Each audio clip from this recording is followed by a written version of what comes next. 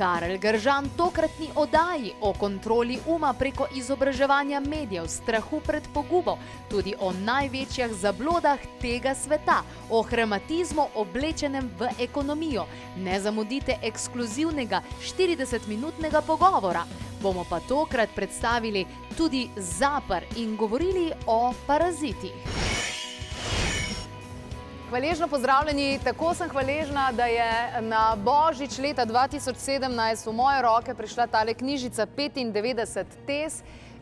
Tole knjižico sem zares postavila na posebno mesto, ker vsebuje takšne stvari, ki res odpirajo oči. Med drugim, dovolite, prva teza: v naraščajoči tesnobni bolečini izkoriščenih in zlorabljenih ljudi ter celotnega stvarstva je dozorel čas, da se razkrije globalna prevara, s katero ponižujoče manipulirajo v sedanjem času in prostoru našega zemeljskega bivanja. Prikrit nam je namreč jezik prevare, zato je ne prepoznamo.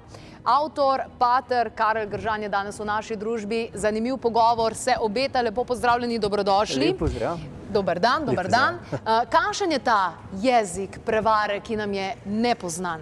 Ja, v bistvu mi znamo ločevati recimo odpadke. Papir posebej, plastiko posebej, biološki odpadki posebej. Ne znamo pa ločevati, kaj je ekonomija, kaj spada pod pojem ekonomije in kaj pod ta pojem ne spada. Ločevati pa ne znamo preprosto zato, ker nimamo razčiščenih pojmov. Ekonomija je že po pomenu besede skrb za dom.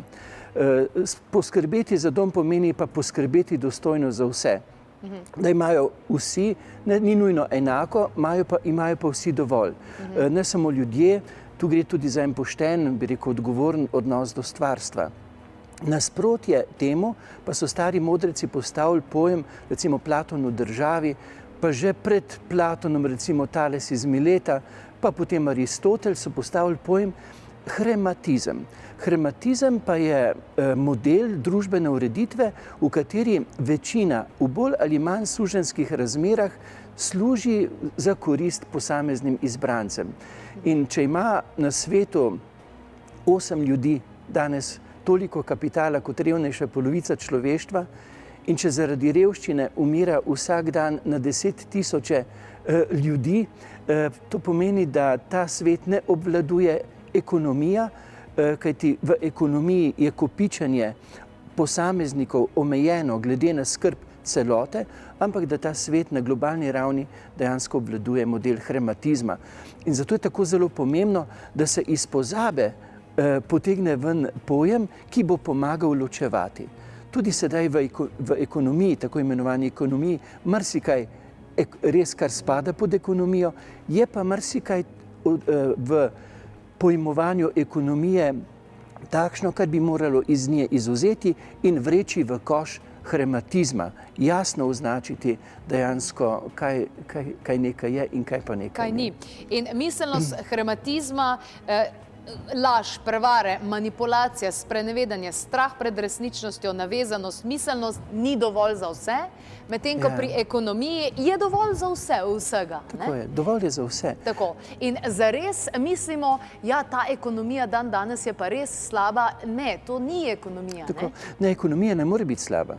Zato, ker model ekonomije, resnične ekonomije poskrbi za vse.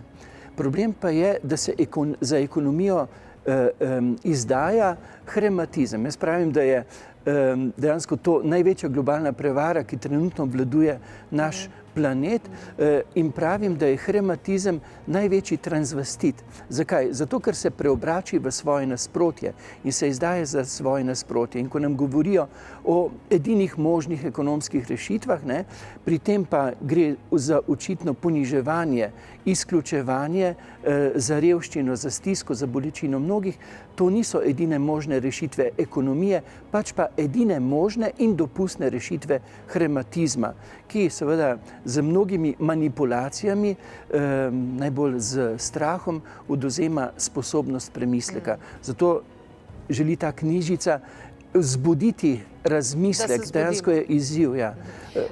Imamo tretjino ljudi na svetu, ki umirajo vsak dan zaradi lakote, po drugi strani in pa tretjino hrane zavržemo. Ja. To so te neenakosti, ki so dejansko posledica hrematizma. Ja, na globalni sceni dejansko ni svet urejen, kot bi lahko bil, ne?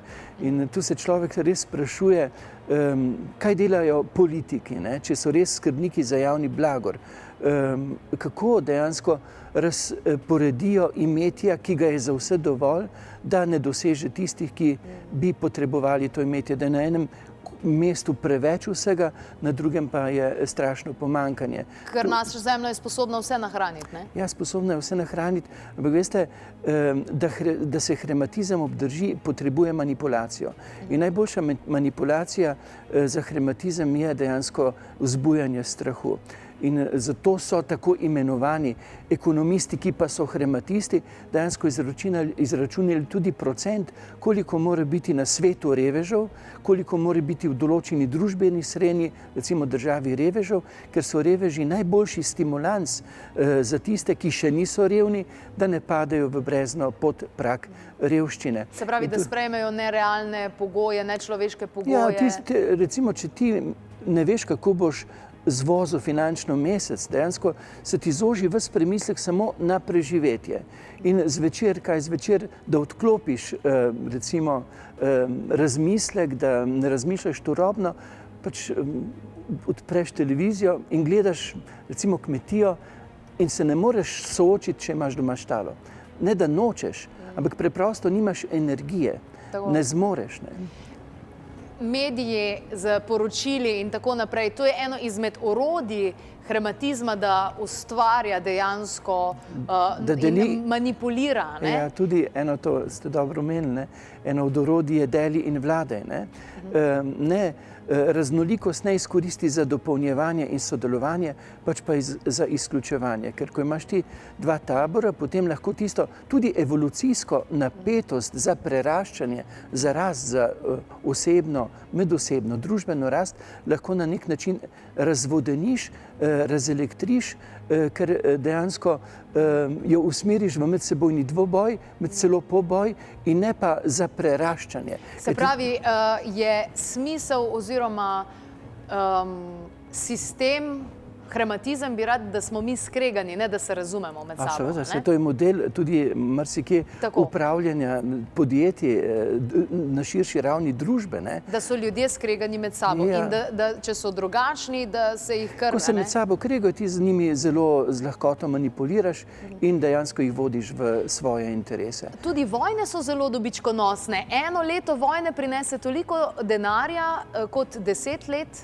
miru, ne? Ja, s tem, da pa sem sam velik optimist, ne, ker zaznavam, ko srečujem ljudi, veliko, bi rekel, prebujanje zavesti. In sem prepričan, da je dozorel čas, da na podlagi zgodovinskih izkušenj tolikega in tako strašnega dvobojevanja prerastemo v uvid, da ni rešitev v bojevanju, ampak v sodelovanju.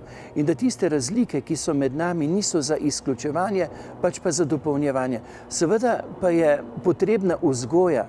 Nas bi morali na nek način usposabljati za sodelovanje, kajti mi smo, veste, urojeni v svet dvojnosti in mi se z veliko lahkoto dvobojujemo. In smo dejansko navajeni na igre dvoboja.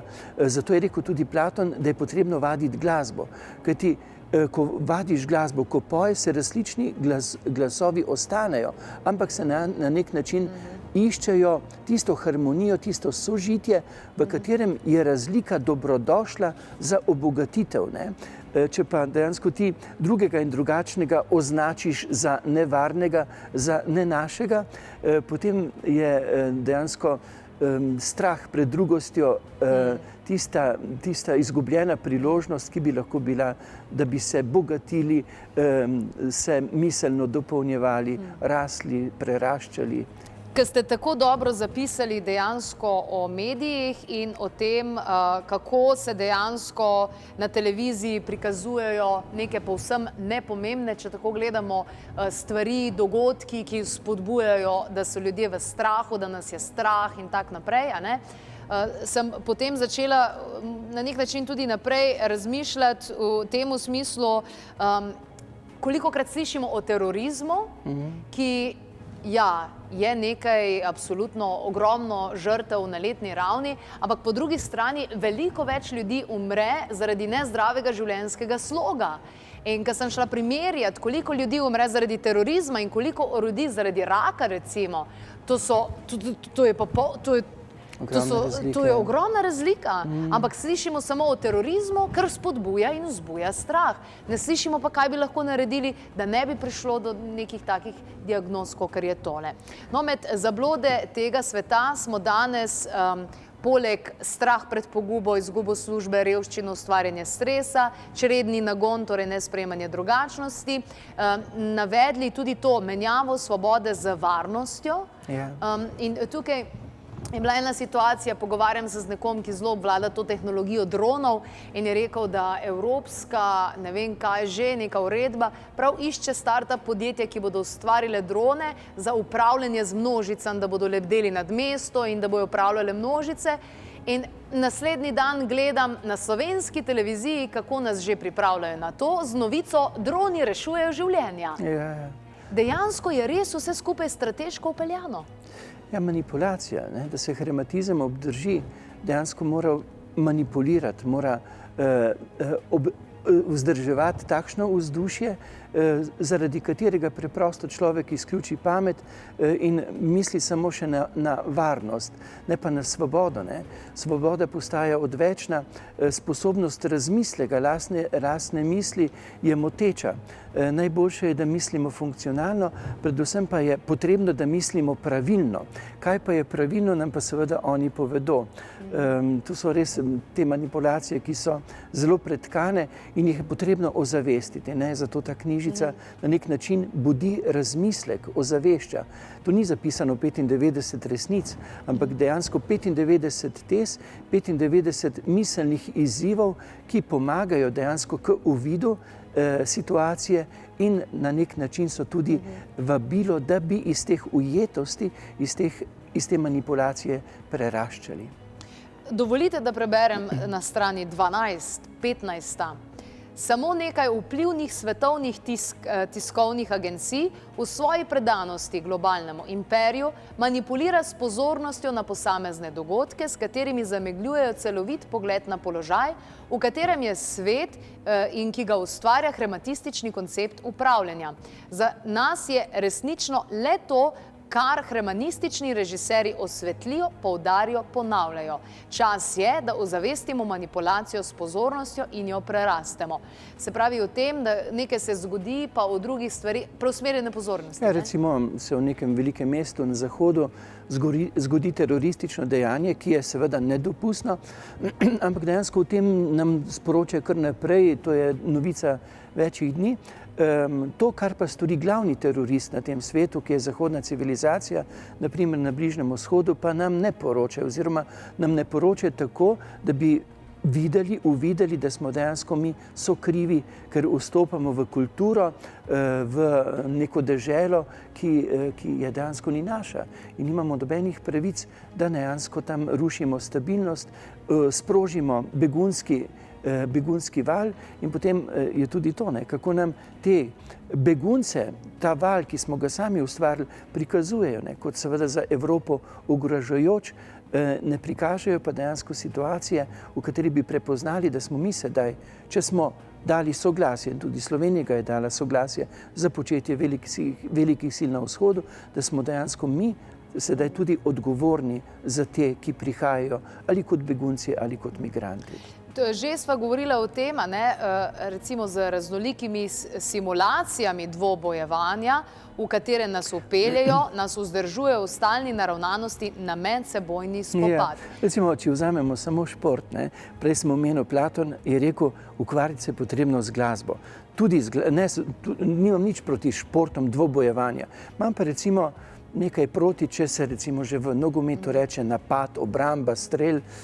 To je že malce preveč odkrito, da je na nek način nas za temi igrami vzdržujejo v modelu, eden more premagati drugega. Tako, ni prostor za oba. Tu se mi pa v zadnjem času budi premislek, recimo, če pogledamo, koliko imamo prenosov športnih tekmovanj, iger izključevanja, zakaj nimamo recimo na nacionalni televiziji ima svoj simfonični orkester RTV Slovenija, zakaj recimo na televiziji sploh ni prenosov koncerta, recimo orkestra, ki ga imajo pod lastno streho, ki ga plačujejo.